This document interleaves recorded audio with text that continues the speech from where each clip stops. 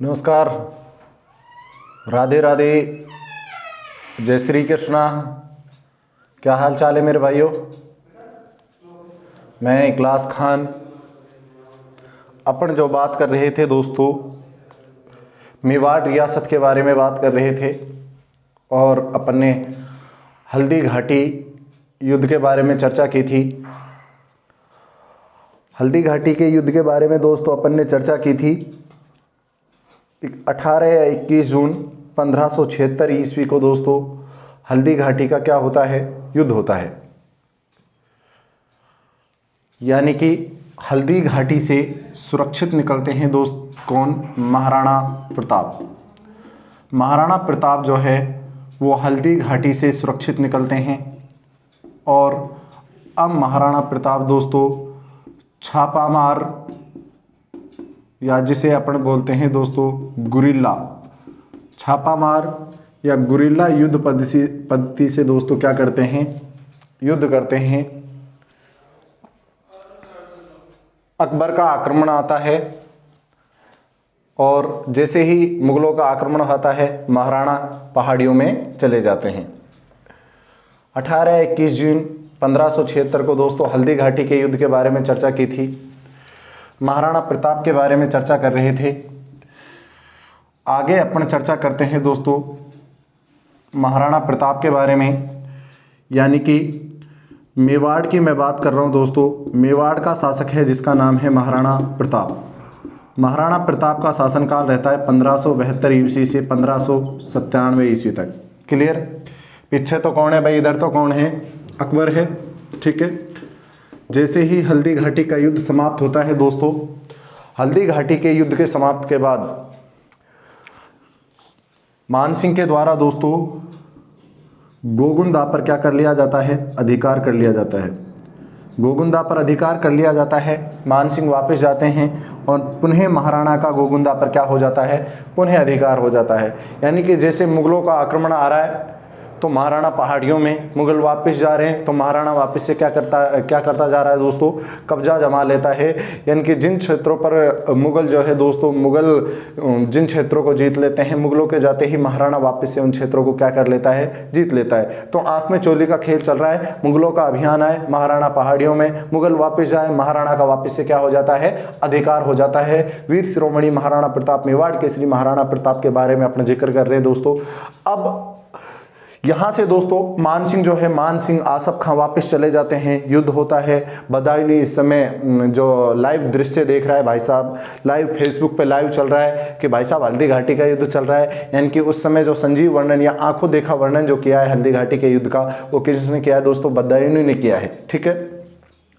बदायूंनी यहाँ से चला जाता है और मानसिंह भी यहाँ से चला जाता है दोस्तों। बदायूंनी का भी अच्छा स्वागत हुआ था दिल्ली दरबार में। और मेहत्तर खां का, जिसने दोस्तों मुगल सम्राट अकबर के सेना में दोस्तों जोश पैदा किया था कि महाराणा साहब स्वयं, जो मुगल सेना पिछड़ गई थी दोस्तों, तो महाराणा स्वयं एक अकबर के बारे में कहा था कि बादशाह सलामत अकबर स्वयं जो है एक बड़ी सेना के साथ युद्ध के मैदान में पधार रहे हैं। तो इस सेना में क्या आ गया था, जोश आ गया था। तो मेहत्तर खां को भी सम्मान दिया गया, लेकिन मानसिंह और आसफ काबुल उन दोनों से कौन मिलू, यानी कि मना कर दिया महाराणा बादशाह सलामत अकबर ने कि उन दोनों से मुझे नहीं मिलना। नाराज हो जाते हैं दोस्तों। तो अपन बात करते हैं कि अकबर जो है दोस्तों, अकबर जो है दोस्तों, अब अकबर स्वयं यानी कि एक बड़ी सेना के साथ आता है और जैसे ही बड़ी सेना के साथ आता है दोस्तों, अकबर के द्वारा वापस से अधिकार कर लिया जाता है गोगुंदा पर और महाराणा प्रताप कहाँ चले जाते हैं दोस्तों, वापस से पहाड़ियों में चले जाते हैं। जैसे ही पहाड़ियों में चले जाए, यहीं पर एक दोस्तों एक स्थान है मोही। इस मोही में दोस्तों अकबर ने लगभग 30,000 की सेना यहाँ पर दोस्तों छोड़ दी थी। और मैं बात करता हूँ दोस्तों, अब ये वैसे जियारत के लिए आया था। अकबर जो है जियारत के लिए अजमेर में ख्वाजा मोइनुद्दीन चिश्ती की दरगाह पर जियारत के लिए आते हैं। मोही में दोस्तों 30,000 की सेना अकबर छोड़ देता है और अकबर का मन भी करता है कि दोस्तों उस स्थान को देखूं जहां पर क्या हुआ था दोस्तों, हल्दी घाटी का युद्ध हुआ था।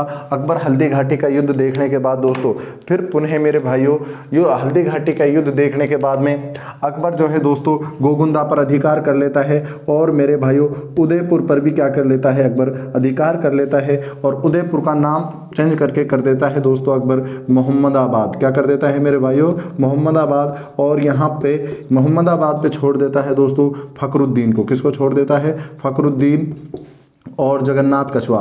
फखरुद्दीन और जगन्नाथ कछवा को यानी कि सौंप देता है किसको दोस्तों? मोहम्मदाबाद यानी कि उदयपुर को।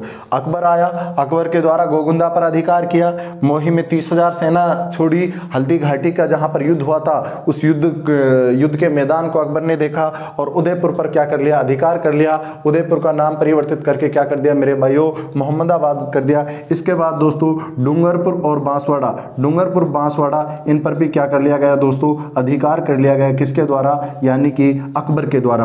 अकबर आता है भाई साहब, देखो कहां कहां अधिकार कर लेता है। गोगुंदा पर अधिकार करता है, वो मोही में जाता है, उस क्षेत्र को देखता है, वहां पर 30,000 की सेना छोड़ देता है। हल्दी घाटी के युद्ध को मैदान जहां पर हल्दी घाटी का युद्ध हुआ था दोस्तों उस क्षेत्र को देखता है और उसके बाद उदयपुर पर क्या कर लेता है? अधिकार कर लेता है। उदयपुर पर अधिकार करने के बाद दोस्तों इसका नाम परिवर्तित करके कर देता है मोहम्मदाबाद। कौन सा बाद मेरे भाइयों? मोहम्मदाबाद इसका नाम कर देता है और उदयपुर सौंप देता है दोस्तों फखरुद्दीन और किसको? जगन्नाथ कछवा को। उसके बाद डूंगरपुर और बांसवाड़ा पर भी, जो कि मेवाड़ रियासत के अधीन थे, उन पर भी दोस्तों यानी कि डूंगरपुर का आस्करण, बांसवाड़ा का प्रताप सिंह, इन पर भी दोस्तों क्या कर लेता है अकबर। और अकबर भाई साहब यहां से वापस कहां चला गया? वापस चला जाता है फतेहपुर सीकरी। ठीक है, अब अकबर के जो है दोस्तों 3 इंपॉर्टेंट एक व्यक्ति अभियान लेकर आएगा और उसका नाम है दोस्तों शाहबाज खां। क्या नाम है मेरे भाइयों? शाहबाज खां। अब देखना यहाँ पर क्या होता है दोस्तों, शाहबाज खां के नेतृत्व में मेरे भाइयों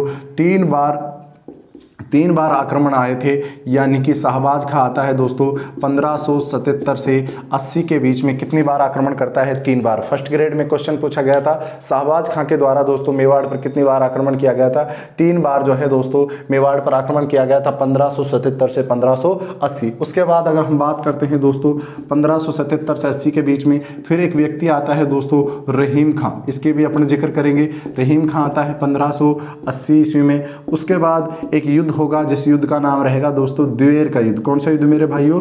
द्वेर का युद्ध। ठीक है, ये अकबर का शांति अभियान है। फिर एक युद्ध होता है, ये युद्ध होता है 15 अक्टूबर 1582। 15 अक्टूबर 1582 को द्वेर का युद्ध होता है। और उसके बाद जो अंतिम अभियान आता है महाराणा मुगल बादशाह अकबर की तरफ से, वो आता है दोस्तों जगन्नाथ कछवा के रूप में। किसके रूप में? जगन्नाथ कछवा। जगन्नाथ कछवा के रूप में दोस्तों अंतिम अभियान आता है 1584 ईस्वी में। 1584 ईस्वी में जगन्नाथ कछवा के नेतृत्व में दोस्तों मुगलों की तरफ से अंतिम अभियान आता है। हम पहले बात करते हैं, यानी कि देखो ये 4 डेट और आपको याद रखनी है। अपन ने महाराणा प्रताप के, देखो दोस्तों महाराणा प्रताप का एक एक क्वेश्चन पूछा जा चुका है। जन्म से लेकर मरण तक, राज्याभिषेक से शासनकाल तक एक एक क्वेश्चन दोस्तों महाराणा प्रताप का पूछा जा चुका है। तो महाराणा प्रताप को आप देखना नहीं भूले। महाराणा प्रताप की एक एक बात पूछी जा चुकी है। यहाँ तक पूछा जा चुका है कि जब उनका राज्याभिषेक हुआ था तो उनकी उम्र क्या थी, उनका राज्याभिषेक कहाँ पर हुआ था, उनका जन्म कहाँ पर हुआ था, एक एक बात माता पिता से लेकर शासनकाल सब कुछ पूछा जा चुका है दोस्तों। छोड़ना कुछ भी नहीं है महाराणा प्रताप में। और ये डेट याद और रखनी है। हल्दी घाटी का युद्ध होता है। उसके बाद दोस्तों अकबर आया। अकबर ठीक है अपना काम करके अकबर वापस चला जाता है। अकबर अपना काम करके दोस्तों वापस यहाँ से चला जाता है। अब शाहबाज खां के नेतृत्व में दोस्तों आक्रमण आता है। जैसे ही अकबर गया था पुनः दोस्तों महाराणा प्रताप का किस पर अधिकार हो जाता है? पुनः गोगुंदा पर क्या हो जाता है? अधिकार हो जाता है। अब शाहबाज खां अभियान लेकर आता है मेरे भाइयों। और शाहबाज खां के द्वारा 1577 से 80 के बीच में 77, 78 और 79, ठीक है, इनके बीच में दोस्तों कितनी बार अभियान लेकर आया? 3 बार। कितनी बार दोस्तों? 3 बार, भूलना नहीं है। ठीक है, शाहबाज खां अभियान लेकर आता है दोस्तों। और शाहबाज खां जब अभियान लेकर आता है दोस्तों, एक दुर्ग है और उस दुर्ग का नाम आता है मेरे भाइयों कुंभलगढ़ दुर्ग। कौन सा दुर्ग दोस्तों? कुंभलगढ़।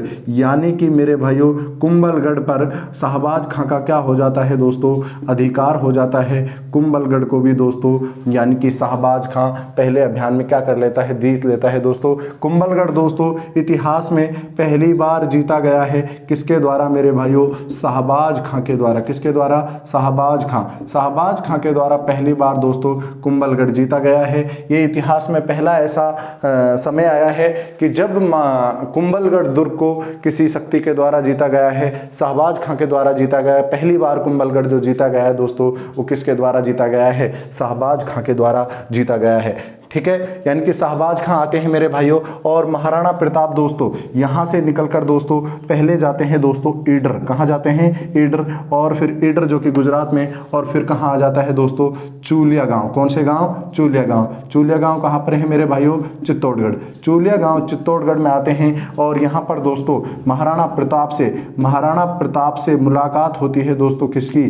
भामा शाह की। किसकी मुलाकात होती है? भामा शाह। और इसका भाई आता है दोस्तों ताराचंद। क्या नाम आता है? ताराचंद। दोनों भाई मुलाकात करते हैं। भामा शाह प्लस ताराचंद दोस्तों महाराणा प्रताप से मुलाकात करते हैं। जब शाहबाज खां का अभियान आया दोस्तों, शाहबाज खां का अभियान आते ही महाराणा प्रताप दोस्तों ईडर चले जाते हैं और वहां से फिर कहाँ आ जाते हैं? चूलिया गांव चित्तौड़गढ़। यहाँ चूलिया गांव चित्तौड़गढ़ में दोस्तों भामा शाह और ताराचंद जो है महाराणा प्रताप से मुलाकात करते हैं दोस्तों। और लगभग दोस्तों यहाँ पर 25 लाख रुपए महाराणा प्रताप को भेंट किए थे और लगभग 20,000 असरपिया थी दोस्तों। ये बहुत बड़ी दोस्तों धन था। महाराणा प्रताप दोस्तों काफ़ी समय तक इससे अपनी सेना का क्या कर सकता था? गुजारा कर सकता था। यहाँ पर दोस्तों भामा शाह के द्वारा महाराणा प्रताप को लगभग 25 लाख रुपए दिए जाते हैं।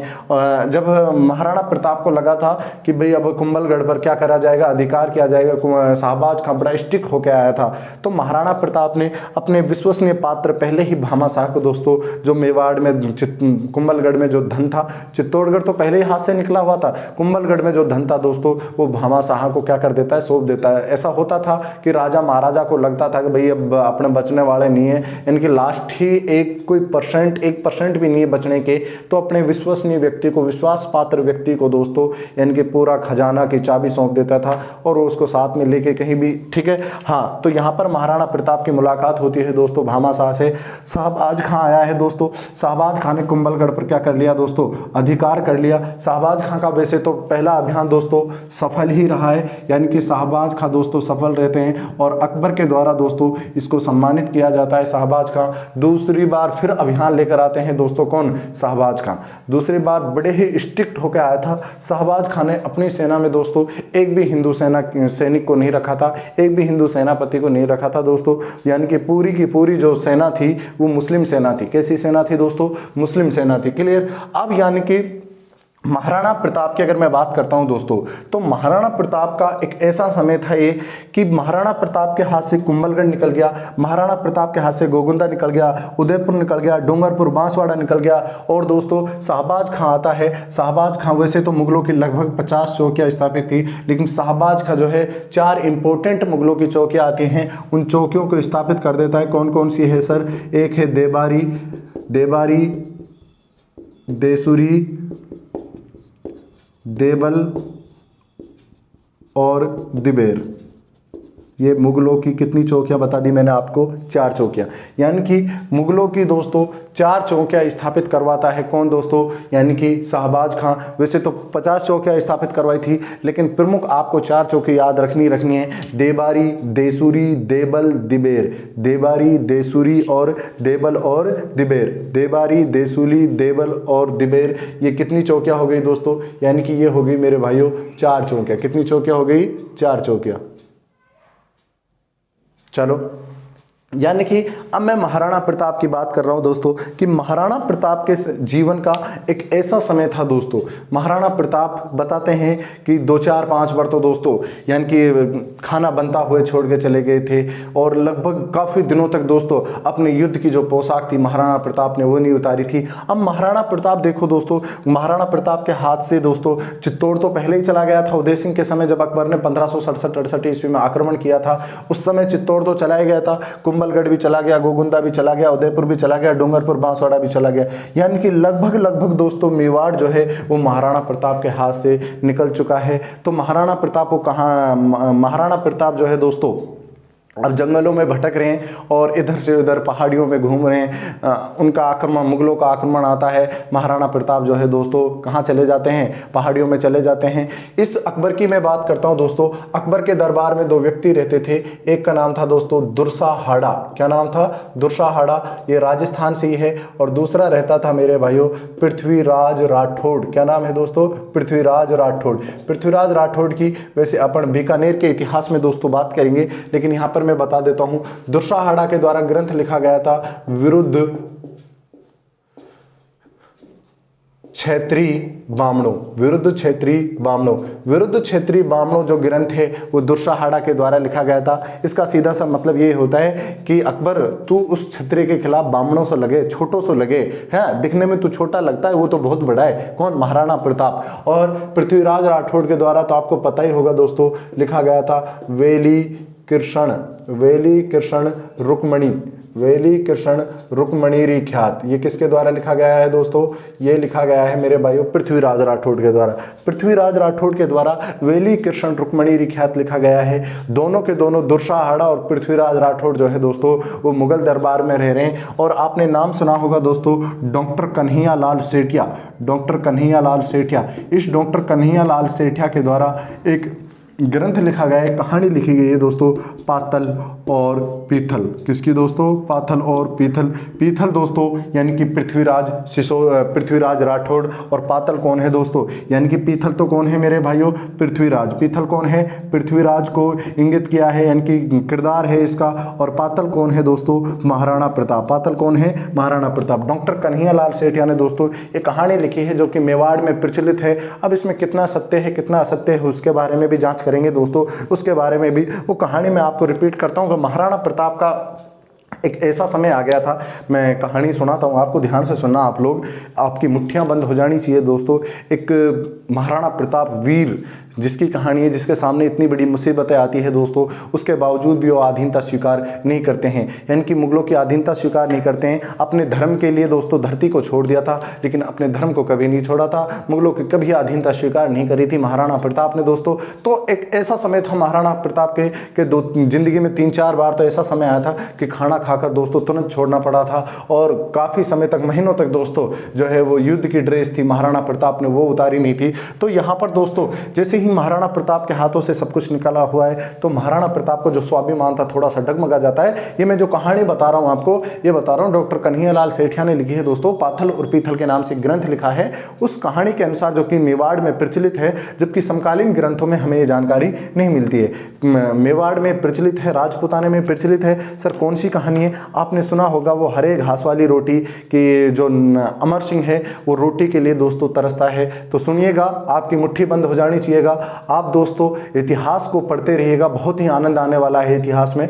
हरे घासरी रोटी ही जद बन बिलाउडो ले भागो, हरे घासरी रोटी ही जद बन बिलाउडो ले भागो, नानो सोय मेरो चीख पड़ो, नानो सोय मेरो चीख पड़ो, राणा रो सोयो दुख जागो, हरे घासरी रोटी ही जद बन बिलाउडो ले भागो। कि हरे घासरी रोटी ही जद बन बिलाउडो ले भागो, नानो सोय मरो चीख पड़ो, राणा रो सोयो दुख जागो। महाराणा प्रताप जो है दोस्तों अपने पुत्र अमर सिंह के साथ में दोस्तों जंगलों में रह रहा है, जंगलों में भटक रहा है, और स्वाभिमान महाराणा प्रताप का जो है दोस्तों डगमगा जाता है। अपने पुत्र अमर सिंह के लिए घास फूस की रोटियां बनाता है, और वो घास फूस की रोटियां भी जो है दोस्तों जंगल का बिलाव जो है, जंगल का गादड़ जो है वो क्या हो जाता है दोस्तों, लेके भाग जाता है। महाराणा अमर सिंह दोस्तों, कुंवर अमर सिंह जो है इस समय कुंवर अमर सिंह है, कभी सोने के बर्तनों में खाने वाला, 56 भोग का डेली खाना खाना वाला व्यक्ति दोस्तों जंगलों में भटक रहा है, और एक घास फूस की रोटियां बना रहे पिता महाराणा प्रताप जो है दोस्तों टूट जाता है, बिखर जाता है। अपने पुत्र के लिए क्या बना रहा है? घास फूस की रोटियां बना रहा है, और उसको भी लेके कौन भाग जाता है? यानी कि दोस्तों जंगल का बिलाव जो है, गादड़ जो है वो लेके भाग जाता है। अब महाराणा प्रताप का दोस्तों स्वाभिमान क्या हो जाता है? डगमगा जाता है। हूँ लड़ो घणो हूँ सयो घणो, मेवाड़ी मान बचावण ने, हूँ लड़ो घणो हूँ सयो घणो, मेवाड़ी मान बचावण ने, मैं पाछ नहीं राखी रण में, बेरारो खून बहावण ने। जद याद करूँ हल्दी घाटी, जद याद करूँ हल्दी घाटी, आँखा में रक्त उतर आवे, जद याद करूँ हल्दी घाटी, आँखा में रक्त उतर आवे। सुख दुखड़ो साथी चेतक रो, सोती सी हुक जगा जावे। सुख दुखड़ो साथी चेतक रो, सोती सी हुक जगा जावे। महाराणा प्रताप कह रहे हैं दोस्तों कि हल्दी घाटी को याद कर लेता हूं, हल्दी घाटी को याद कर लेता हूं तो आंखों में आंसू आ जाते हैं, आंखें लाल हो जाती है। और मेरा सुख दुख का साथी कौन? महाराणा प्रताप का घोड़ा दोस्तों, चेतक। चेतक के बलिदान को महाराणा प्रताप जो है याद करता है दोस्तों। हूँ लड़ो घणो हूँ सयो घणो, मेवाड़ी मान बचावण ने, मैं पाछ नहीं राखी रण में, बेरारो खून बहावण ने। जद आज बिलख तो देखूं हूँ, पण राज कंवर ने रोटी ने, भूलू क्षत्रिय धर्म ने, भूलू हिंदवाणी चोटी ने। महाराणा प्रताप कहते हैं कि आज मैं अपने पुत्र अमर सिंह को, आज मैं इस राणे से अमर सिंह को, नाने से छोटे से अमर सिंह को मैं एक रोटी के टुकड़े के लिए तरसता देख रहा हूं, तो मुझसे देखा नहीं जा रहा है। मैंने मेवाड़ के लिए लड़ा हूं, खूब लड़ाई की है मैंने मेवाड़ के लिए, लेकिन आज एक ऐसा समय है कि मेरा पुत्र जो है खाना खा रहा है, मेवाड़ के राजघरानों में सोने के बर्तनों में खाना खाना वाला व्यक्ति दोस्तों जंगलों में भटक रहा है। तो महाराणा प्रताप का स्वाभिमान दोस्तों डगमगा जाता है। अब क्या सोचता है महाराणा प्रताप कि यार अब ठीक है, हो गया, बहुत हो गया, अब अकबर की अधीनता स्वीकार कर लेते हैं। अब अपना सर जो है, अपनी पग जो है, अपनी पगड़ी जो है अकबर के पैरों में रख देते हैं और अधीनता स्वीकार कर लेते हैं। महाराणा प्रताप फिर लिखते हैं दोस्तों, आ सोच हुई दो टूक तड़क, राणारी भीम बजर छाती। आ सोच हुई दो टूक तड़क, राणारी भीम बजर छाती। महाराणा प्रताप कि ठीक है यार, अब नहीं सहा जाएगा, अब लिख देता हूं पत्र। किसको? अकबर को। आ सोच हुई दो टूक तड़क, राणारी भीम बजर छाती, आँखा में आंसू भर बोलियो हूं, लिखसू अकबर ने पाती। कि ठीक है, अब अकबर के लिए क्या लिख देते हैं? पत्र लिख देते हैं। अब नहीं देखा जाता, अब नहीं सहता, बच्चा जो है मेरा अमर सिंह जो है खाने के लिए तरस रहा है, जंगलों में भटक रहा है। ऐसी कंडीशन आ गई थी दोस्तों महाराणा प्रताप के समय। जैसे ही महाराणा प्रताप का जो पत्र है दोस्तों दिल्ली दरबार में अकबर के पास पहुंचता है दोस्तों, अकबर के दरबार में कौन रह रहा है? पृथ्वीराज राठौड़, जिसे अपने पीथल कहा है। जैसे ही अकबर के दरबार में दोस्तों महाराणा प्रताप का पत्र जाता है, महाराणा प्रताप का जैसे ही पत्र जाता है दोस्तों, अकबर पत्र को देखता है। राणा राया खरे पड़ता ही, राणा राया खरे पड़ता ही, अकबर रो सपनो सो साचो, पर नैण करा विश्वास नहीं, फिर बाँचने फिर बाँचो। अकबर को विश्वास नहीं आता है। जैसे ही महाराणा प्रताप का पत्र जाता है, मेवाड़ की राजमोहर की जो चिन्ह है दोस्तों, राजमोहर मोहर जो लगी हुई है दोस्तों, मेवाड़ की पत्र पर मोहर लगी हुई है। अकबर को विश्वास नहीं आता है, बार बार रीडिंग मार रहा है कि कहीं किसी और का तो नहीं है, महाराणा प्रताप का ही पत्र है। अकबर रीडिंग मार रहा है, बार बार उसको आंखें जो हैं अकबर की वो विश्वास नहीं कर रही है कि महाराणा प्रताप जो है दोस्तों कभी अधीनता भी स्वीकार कर सकते हैं। इस तरह महाराणा प्रताप का कोई अधीनता के लिए पत्र भी आ सकता है। उधर ही पीथल जी रहा करते थे, पृथ्वीराज राठौड़ अपनी मूंछों में बल दे के रहा करते थे। बोलते थे अकबर जिस दिन उस शेर ने तुम्हारी अधीनता स्वीकार करा लेगी उस दिन अपनी मूंछें मुंडवा डालेंगे, कटवा देंगे, लेकिन जब तक वो शेर, मेवाड़ का शेर जब तक आपकी अधीनता स्वीकार नहीं करेगा तब तक हम अपनी मूंछें नहीं कटवाएंगे, मूंछें अपनी खड़ी ही रखेंगे, मूंछों में बल दे के ही रखेंगे। अब अकबर सोचता है कि यार अब समय है। जैसे ही महाराणा प्रताप का पत्र देखा कि अब समय है, अब बेइज्जती की जाए किसकी? पीथल की। अकबर ने बोला कि पीथल को बुला के लाओ। बस दूती सारा पाप भाग्या, पीथल ने तुरंत बुलावण ने, बस दूती सारा पा भाग्या, पीथल ने तुरंत बुलावण ने, किरना रो पीथल आप गयो, अकबर रो भ्रम मिटावण ने। जैसे ही पीथल को बुलाने के लिए दूत जाते हैं और तुरंत जो है पीथल जी आ जाते हैं अकबर का भ्रम मिटाने के लिए, कि ऐसा कुछ भी नहीं है। जैसे ही दोस्तों फिर कहता है महाराणा अकबर कहता है कि हूं आज बादशाह धरती को। पीथल जी जैसे ही आते हैं और जैसे ही सामने अकबर के सामने पीथल आते हैं और पीथल जी को पत्र देके बोलता है अकबर कि हूं आज बादशाह धरती को, मेवाड़ी पाग पगा में है, अब और बता अब और कठे, रजपूती खून रगा में है। हूं आज बादशाह धरती को, मेवाड़ी पाग पगा में है, अब और बता अब और कठे, रजपूती खून रगा में है। कि पीथल अब बता कि और राजपूतों का खून कहीं बच रहा है कि रगों में? देख ये मेवाड़ की जो पगड़ी है मेरे पैरों में है। अकबर जी यहां पर बेइज्जती करते हैं दोस्तों किसकी? पीथल की।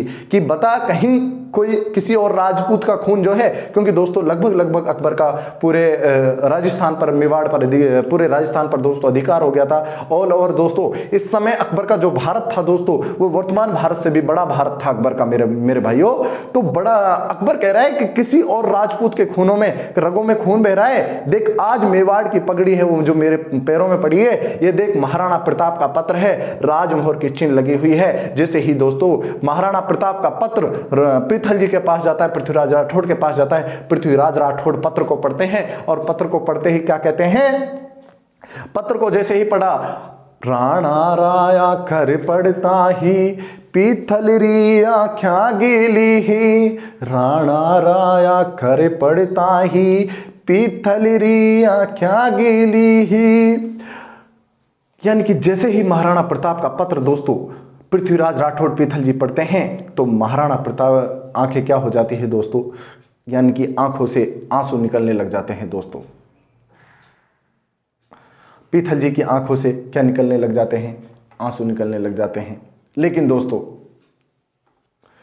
पीथल जी को इस चीज का विश्वास नहीं था कि कहीं पत्र लिख सकते हैं महाराणा प्रताप। राणा राया खर पड़ता ही, पीथल री आख्या गेली ही, नीचे सुधरती खिसक गई, नीचे सुधरती खिसक गई, आख्या में भर आयो पानी। पीथल राणा राया खर पड़ता ही, पीथल री आख्या गेली ही, राणा राया खर पड़ता है, पीथल री आख्या गेली ही, नीचे सु धरती घिसक गई, नीचे सु धरती खिसक गई, आंखा में भरे आयो पानी। नीचे से धरती जो है दोस्तों, पैरों के तले जमीन नहीं रहती है पीथल जी के, और आंखों से आंसू टपकने लग जाते हैं कि हो तो गया, क्या हो गया, हम तो मुगल दरबार में भी मूंछ खड़ी करके रखते थे। क्योंकि दोस्तों बहुत बड़े फैन थे महाराणा प्रताप के दरबार में, अकबर के में रहते थे। फिर क्या होता है दोस्तों, फिर तत्काल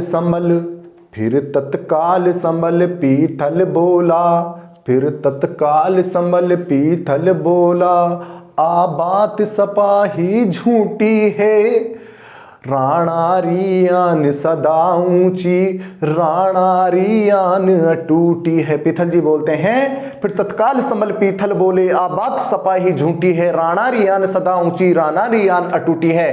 कि नहीं, उस महाराणा प्रताप की तो आन शान बहुत ऊंची है, ये तो क्या है, गलत है, ऐसा कुछ भी नहीं है। जो हुक्म होए तो लिख भेजू, जो हुक्म होए तो लिख भेजू, राणा जो पीथल जी हैं वो क्या कह रहे हैं प्रताप से, अकबर से कह रहे हैं, अकबर देख मुझे आई डोंट बिलीव दिस, मैं इस पर विश्वास नहीं करता हूं, अगर तुम्हारा हुक्म हो तो मैं इस पत्र की खातिर महाराणा प्रताप को एक पत्र लिख के भेज सकता हूं।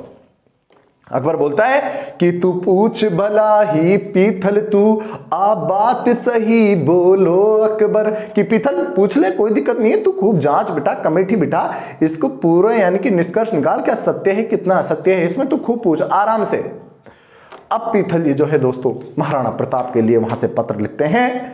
ये लाइनें देखना दोस्तों, ये लाइनें वही लाइन है जिसने दोस्तों राणा को महाराणा बना दिया।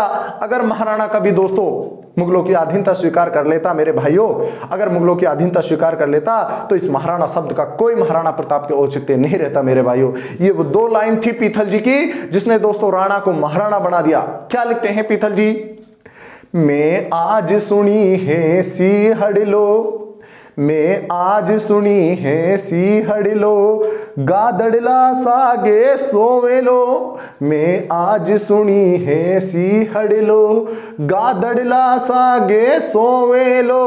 मैं आज सुनी है बादड़लो, सूरज लियो ट्याले ले गो। क्या लिखते हैं पीथल जी कि मैं आज सुनी है सीहड़लो मैं आज सुनी है सीहड़ली गादड़ली सागे सोवेगो। मैं आज सुनी है सीहड़ली बादल लियो ट्याले ले गो।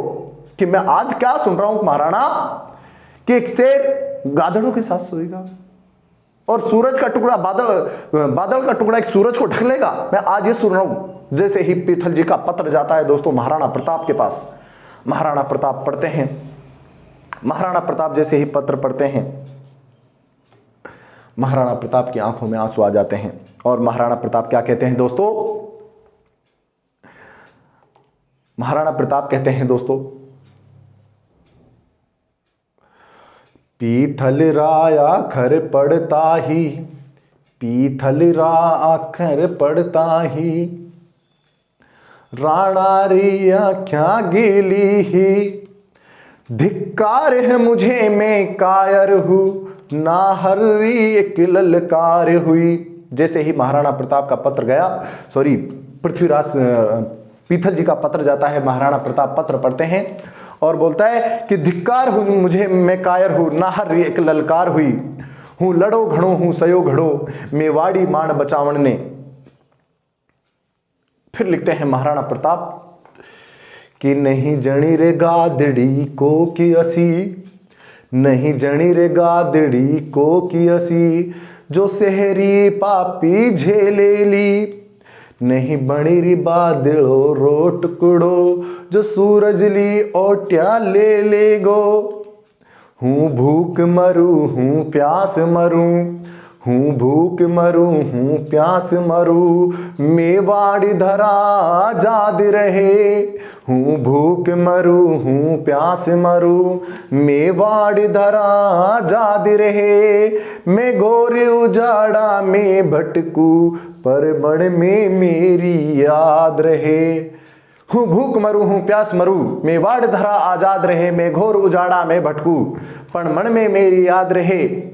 नहीं जणी रे गादड़ी को के असी, जो सहरी पापा झेले ली। नहीं बनी रे बादलो टुकड़ो, जो सूरज लियोटा ले लेगो। कि ऐसी कोई शेरनी पैदा, ऐसी कोई गादड़ी पैदा नहीं हुई है जो शेर के बच्चे को अपने साथ सुला सके। और ऐसा कोई बादल का टुकड़ा नहीं जन्मा, ऐसा कोई बादल का टुकड़ा नहीं हुआ जो सूरज की ओटे ले सकता है। चाहे मैं भूखा मरूं, चाहे मैं प्यासा मरूं, मैं धिक्कार हूं मुझे, मैं नाकाम हूं, मैं नालायक हूं। मैंने जो अकबर को पत्र लिखा, धिक्कार हूं मुझे, मैं कायर हूं, नाहर एक ललकार हुई। और मैंने पत्र लिखा और उस नाहर की क्या हो गई, एक ललकार आ गई है। धिक्कार है मुझे, हूं भूख मरूं हूं प्यास मरूं, मेवाड़ धरा आजाद रहे। चाहे मैं भूखा मरूं, चाहे मैं प्यासा मरूं, चाहे मैं जंगलों में भटकूं, लेकिन मेवाड़ की जो धरती है, मेवाड़ की जो जमीन है, मेवाड़ की जो धराएं हमेशा क्या रहेगी, आजाद रहेगी। महाराणा प्रताप पत्र लिखते हैं दोस्तों पीथल जी को ये कहते हुए कि ऐसी कोई गादड़ी नहीं हुई जो अपने साथ शेर के बच्चे को सुला सकती है। और ऐसा कोई सूरज का टुकड़ा नहीं हुआ, ऐसा कोई बादल का टुकड़ा नहीं हुआ जो सूरज को ढक सकता है। जैसे ही दोस्तों महाराणा प्रताप का पत्र जो है पीथल जी के दरबार, अकबर के दरबार में जाता है। पीथल जी पढ़ते हैं, राणा राया कर पड़ता ही, पीथल री छाती दूनी ही। राणा राया कर पड़ता ही, पीथल री छाती दूनी ही। हिंदवाणी सूरज चमके हो, अकबर री दुनिया सुनी ही। हिंदवाणी सूरज चमके हो, अकबर री दुनिया सुनी ही। राणा राया कर पड़ते ही, पीथल री छाती दूनी ही। हिंदवाणी सूरज चमके हो, अकबर री दुनिया सुनी ही। और जैसे ही दोस्तों महाराणा प्रताप का पत्र जाता है अकबर के दरबार में, पीथल जी पढ़ते हैं। और पीथल जी की पढ़ते ही दोस्तों उन लाइनों को कि ऐसी कोई गादड़ी ने जन्म नहीं लिया जो अपने साथ शेर को सुला सकती है, और ऐसा कोई बादल का टुकड़ा नहीं है जो सूरज को ढक सकता है। पीथल जी की छाती दूनी हो जाती है दोस्तों। हिंदवाणी सूरज चमकता रहा। महाराणा प्रताप मेरे भाइयों, अकबर की जो दुनिया थी, अकबर का जो सपना था महाराणा प्रताप को बंदी बनाना, महाराणा प्रताप को कैद करना, वो सपना सच नहीं होता है। हरे घासरी रोटी ही जद बन बिलावड़ो ले भागो, नानो सोयम रो चीख पड़ो, राणा रो सोयो दुख जागो। ये जो कहानी थी दोस्तों, ये हमें कहाँ से मिलती है? पाथल और पीथल ग्रंथ जो है कन्हैयालाल सेठिया के द्वारा लिखा गया है, वहाँ से दोस्तों हमें ये जानकारी मिलती है। अब आगे क्या होता है दोस्तों, रहीम का मेरे भाइयों अभियान लेकर आते हैं। कौन लेकर आते हैं? अब जो नेक्स्ट अभियान आता है वो आता है दोस्तों रहीम खां। रहीम खां बताते हैं कि अपनी फैमिली को रहीम खां ने भाई साहब ने, चलो अब उस कहानी से बाहर आ जाओ, अब अपन टॉपिक पे चर्चा कर ही रहे हैं, आगे बढ़ते हैं। अपनी कहानी को दोस्तों शेरपुरा में छोड़ देता है। कौन? रहीम जी। आए अमर सिंह ने मिला मौका। देखो अमर सिंह की मैं बात करता हूं तो अमर सिंह इस समय जब ये घटना है, लगभग 1580 ईस्वी की घटना है कि जो पाथल और पीथल की मिलती है कि महाराणा प्रताप ने अकबर को पत्र लिख दिया। तो अब अकबर का महाराणा प्रताप के पुत्र अमर सिंह का जन्म 1559 में हुआ था मेरे भाइयों। तो इस समय नाना सा कहाँ है, छोटा सा थोड़ी ना है। तो ये एक तरह की मनगढ़ंत कहानियां हैं, दंत कहानियां प्रचलित है जो कि डॉक्टर कन्हैयालाल सेठिया के द्वारा लिखी गई है पाथल और पीथल किरदार के रूप में। ऐसा कुछ भी नहीं हुआ था। अगर ऐसा हुआ था तो दोस्तों हमें समकालीन ग्रंथों में भी इसकी जानकारी मिलती, जो कि नहीं मिलती है। और महाराणा प्रताप दोस्तों उस समय के जो इतिहासकार अकबर के दरबार में अबुल फजल और बदायूनी इस बात को बहुत बढ़ा चढ़ा कर लिखते हैं, जबकि उनमें कहीं भी ये जानकारी नहीं मिलती है। तो भाई साहब रहीम जी 1580 में अभियान लेकर आते हैं और अपने फैमिली को रहीम जी कहाँ छोड़ देते हैं? शेरपुरा में। कहाँ छोड़ देते हैं मेरे भाइयों? शेरपुरा में अपनी फैमिली को छोड़ देता है। पता चलता है दोस्तों किसको? महाराणा प्रताप के पुत्र अमर सिंह को। अमर सिंह को पता चलता है और अमर सिंह किडनैप, फैमिली ने किडनैप कर लिया, छोरा छोरी ने बहू ने साथ में लेकर आया अमर सिंह। रहीम खां ये वही है रहीम का, रहीमन धागा प्रेम का मत तोड़ो छुटकाओ, टूटे से फिर मिले ना मिले गांठ पड़ जाए।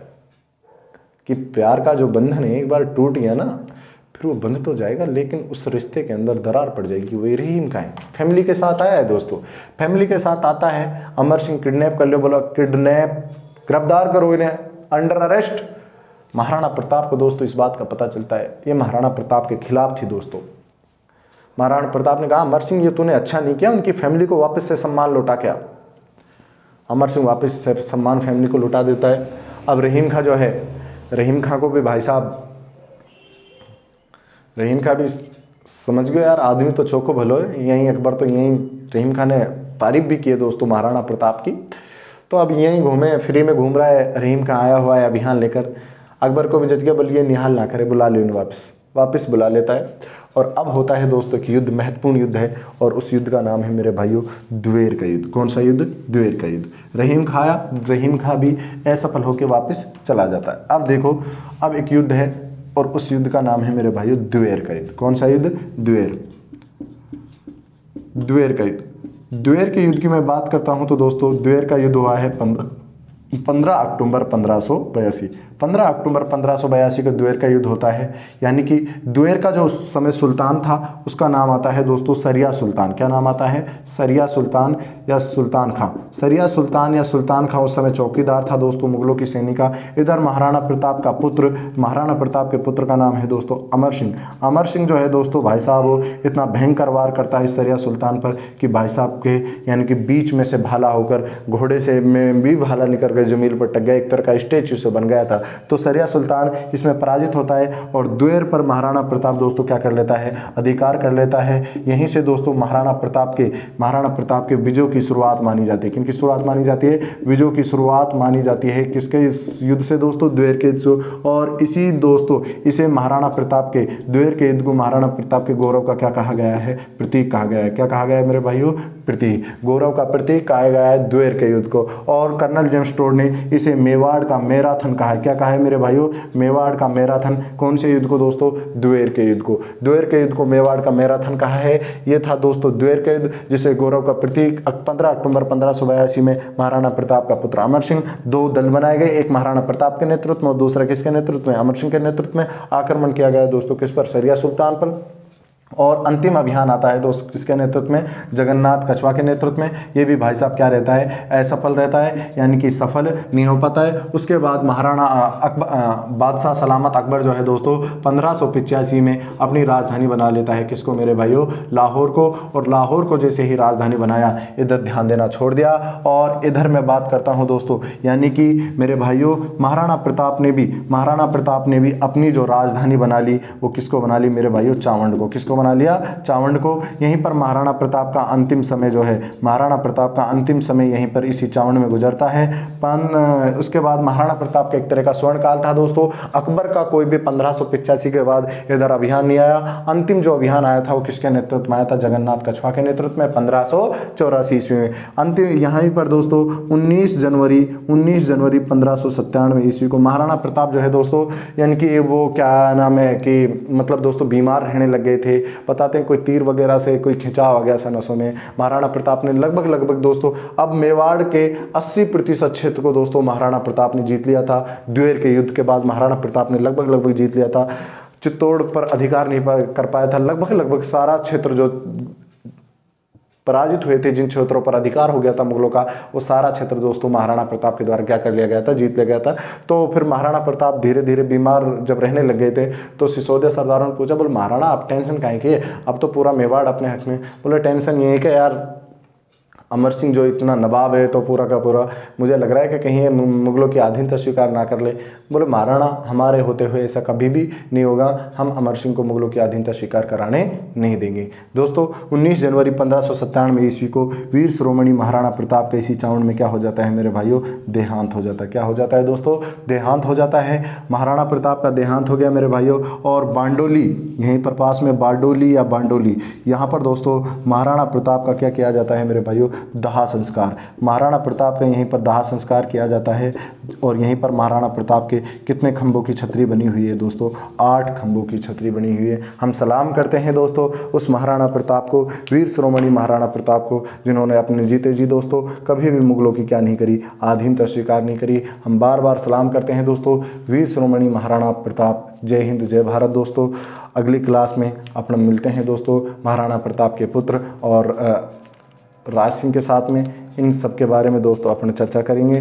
तब तक के लिए दोस्तों धन्यवाद। मिलते हैं मेरे भाइयों अगली क्लास में। Okay, good bye, take care. आप रिवीजन कीजिएगा। शायद उम्मीद करता हूं कि आपके बहुत अच्छा समझ में आया होगा और इतिहास को यूं ही पढ़ते रहिएगा मेरे साथ में। ठीक है दोस्तों, धन्यवाद।